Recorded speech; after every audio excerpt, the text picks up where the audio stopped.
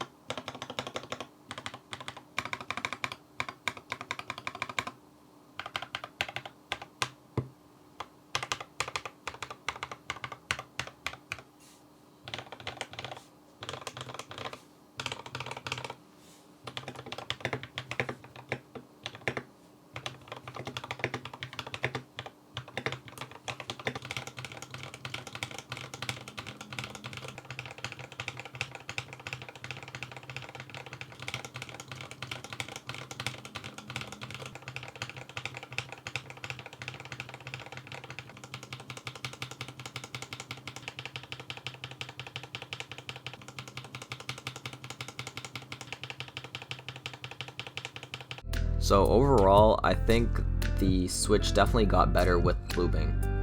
The sound becomes a lot deeper and the feel became buttery, I would say. And it also became a little bit more quiet and softer feeling. So if that's something that you're into in a switch, then I would definitely recommend lubing. If not, then maybe hold off on the lubing for a bit. But yeah, thanks for watching guys, and see you in the next video. Peace.